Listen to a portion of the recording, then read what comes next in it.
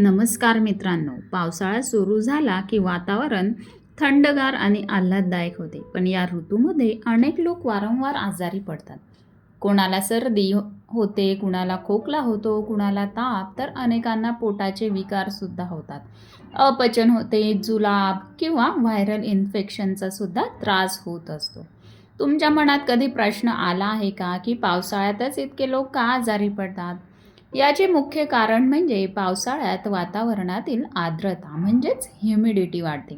या वातावरणात bacteria, virus आणि बुरशी यांची वाढ वेगाने होते.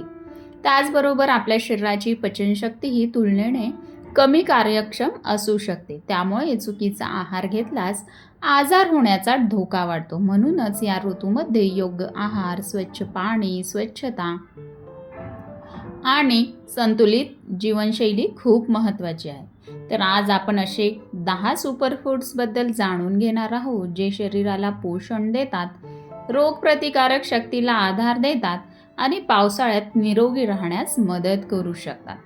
तर पहिलं म्हणजे हळद. हळद हा भारतीय स्वयंपाकातील अविभाज्य भाग आहे. यामध्ये असलेले कर्क्युमिन हे संयुग अँटीऑक्सिडंट आणि सूज कमी करण्याच्या गुणधर्मासाठी ओळखले जाते. तर हळद खाण्याचे फायदे म्हणजे शरीरातील सूज कमी होण्यास मदत होते, सर्दी खोकल्यात आराम मिळण्यास मदत होते, जखमा भरून येण्याच्या प्रक्रियेला सहाय्य करते, रोगप्रतिकारक शक्तीला आधार देते. तर ही हळद कशी घ्यायची आहे? रात्री कोमट दुधात अर्धा चमचा हळद तुम्ही घेऊ शकता. डाळ, आमटी, भाजी, सूपमध्ये सुद्धा वापरू शकता. हळद आणि काळी मिरी एकत्र वापरल्यास कर्क्युमिनचे शोषण वाढू शकते. दुसरं जे सुपरफूड आहे ते म्हणजे आलं, जिंजर. आल्यामध्ये जिंजेरॉल असते.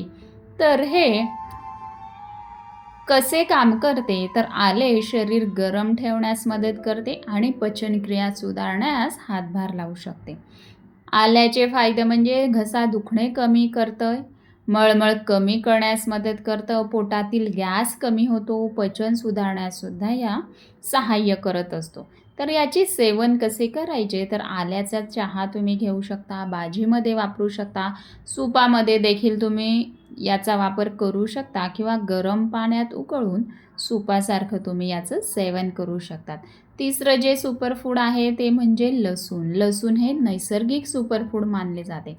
यामध्ये ॲलिसिन नावाचे संयुग असते. लसूणचे फायदे म्हणाल तर रोगप्रतिकारक शक्तीला आधार देते, हृदयाच्या आरोग्यासाठी उपयुक्त आहे, रक्तदाब नियंत्रणास मदत होऊ शकते, संसर्गाचा धोका सुद्धा कमी करण्यास हे लसूण जे ते फायदेशीर ठरते. याचं सेवन म्हणजे दररोज तुम्ही 1 ते 2 पाकळ्या खाऊ शकतात किंवा भाजीमध्ये, सूपामध्ये याचा तुम्ही वापर करू शकता. चौथं जे आहे सुपरफूड ते म्हणजे आवळा. आवळा म्हणजे व्हिटॅमिन सीचे उत्तम स्रोतांपैकी एक स्रोत. याचे फायदे जर म्हणाल तर त्वचेसाठी फायदेशीर, केस मजबूत राहण्यास मदत होते, पचन सुधारण्यास मदत होते, रोगप्रतिकारक शक्तीला सुद्धा आधार देते. याचं सेवन कसं करायचं आहे? तर आवळा ज्यूस तुम्ही घेऊ शकता. ताजा आवळासुद्धा जसाचा तसा धुवून तुम्ही खाऊ शकता किंवा आवळ्याची चटणी, मुरांबा तुम्ही खाऊ शकता. त्यानंतरचं 5वं सुपरफूड म्हणजे तुळस. भारतीय घराघरात असलेली तुळस औषधी गुणधर्मांसाठी प्रसिद्ध आहे. तुळशीचे फायदे जर म्हणाल तर घसा शांत ठेवण्यास मदत होते, सर्दीमध्ये सुद्धा आराम मिळतो, श्वसन मार्ग निरोगी ठेवण्यास सुद्धा मदत होते. तर तुम्ही कसं सेवन करणार आहे? तुळशीचा चहा किंवा काढा पावसाळ्यात अनेक जण घेतात, त्या प्रकारे तुम्ही घेऊ शकता. त्यानंतरचं सुपरफूड म्हणजे मूग डाळ. पावसाळ्यात हलका आहार हा सर्वोत्तम असतो, म्हणून मूग हे सहज पचते. तर मुगाचे किंवा मुगाच्या डाळीचे फायदे म्हणजे प्रोटीन्स भरपूर प्रमाणात असतात, पचनास हलके असते, ऊर्जा मिळते. आजारी व्यक्तीसाठी तर हे खूप योग्य पर्याय ठरतो. त्यानंतरचं सुपरफूड म्हणजे डाळिंब. डाळिंबामध्ये अँटीऑक्सिडंट्स भरपूर असतात व त्याचे फायदे म्हणजे हिमोग्लोबिन राखण्यास मदत होते, पचन सुधारण्यास मदत होते, शरीराला ऊर्जा मिळते, रोगप्रतिकारक शक्तीला सुद्धा आधार देते. त्यानंतरचं सुपरफूड म्हणजे दही. दहीमध्ये प्रोबायोटिक्स असतात, हे आतड्यातील चांगल्या जीवाणूंना आधार देतात. पण दही हे खायचं कसं आहे? दुपारी खायचं आहे, थंड दही खायचं नाही आहे आणि रात्री तर शक्यतो तुम्ही दही खाऊच नका. नंतरचं सुपरफूड म्हणजे सूप. कुठलंही गरम सूप. पावसाळ्यात गरम सूप हा उत्तम पर्याय आहे. तर तुम्ही सूप कोणत्या कोणत्या प्रकारचं घेऊ शकता? टोमॅटो सूप, पालक सूप, गाजर सूप, मिश्र भाज्यांचं सुद्धा सूप तुम्ही घेऊ शकतात. हे शरीराला पाणी, पोषण आणि ऊब मिळवून देण्यास मदत करतात. पुढील सुपरफूड्स म्हणजे ड्राय फ्रूट्स. तर त्याच्यातही कोणते ड्राय फ्रूट्स? तर बदाम, अक्रोड, मनुका, खजूर याच्यामध्ये विटामिन ए, चांगले फॅट्स असतात. मेंदूचे आरोग्य चांगलं राखण्यास मदत करतात व ऊर्जासुद्धा देतात. पण हे सुद्धा मर्यादित खाणंच महत्त्वाचं आहे.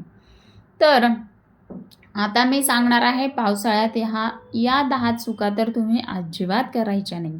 तर त्या म्हणजे उघड्यावरचे अन्न खायचं नाही आहे, कच्चे सालड नीट धुतल्याशिवाय खायचं नाही आहे, शिळे अन्न तर अजिबात खायचं नाही आहे, जास्त थंड पेय घ्यायचं नाही आहे, दूषित पाणी, जास्त तेलकट पदार्थ, फळे न धुता खाणे, कमी झोप घेणे, व्यायाम पूर्णपणे बंद करणे, हे सगळं तुम्ही टाळायचं आहे.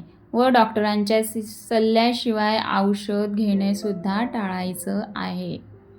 तर आता तुम्हाला मी देणार आहे बोनस टिप. तर दिवसातून 8 ते 10 ग्लास स्वच्छ किंवा उकळवून थंड केलेले पाणी प्या. आठवड्यातून 4 ते 5 दिवस किमान 30 मिनिटे चालण्याचा किंवा हलक्या व्यायामाचा प्रयत्न करा. घर आणि स्वयंपाकघर स्वच्छ ठेवा. डासांपासून संरक्षण करा. तर मित्रांनो, सुपरफूड्स हे आरोग्यदायी आहाराचा एक भाग आहे. ते कोणत्याही आजारावर औषध किंवा उपचाराचा पर्याय नाही. संतुलित आहार, पुरेशी झोप, स्वच्छता आणि नियमित व्यायाम यासोबत त्यांचा योग्य वापर केल्यास पावसाळ्यात निरोगी राहण्यास मदत होऊ शकते.